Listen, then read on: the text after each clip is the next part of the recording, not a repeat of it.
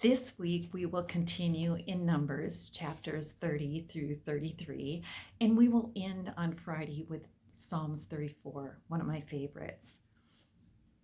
Words, they are powerful things and must be used carefully. Moses reminded the people that their promises to God and to others must be kept as we begin our read this week in chapter 30. In ancient times, people did not sign written contracts. A person's word was as binding as a signature. God takes our promises and pledges very seriously, and so should we.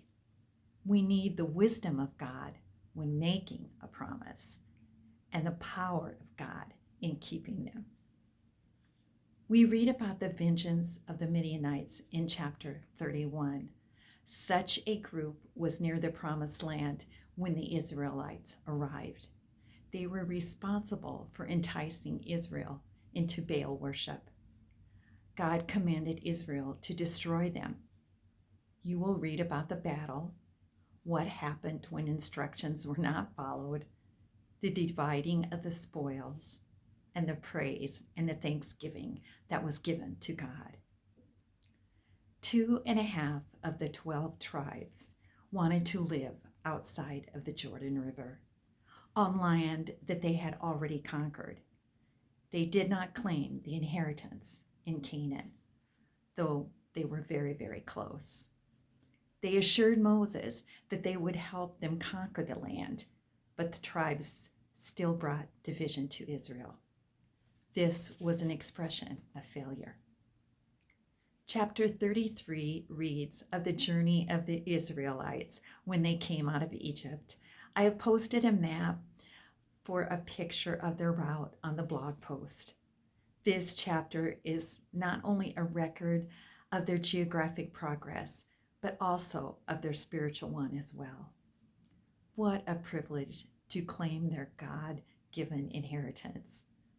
But God also gave them some responsibilities: drive out the enemy, destroy their idols, dispossess the people, and then divide the land.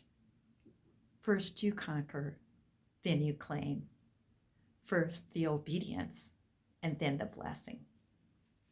The week closes with one of my favorite readings in Psalms, chapter 34, and a verse that I share frequently with anyone who is hurting or has experienced a loss. David wrote it because he wanted us to know the Lord and to trust him.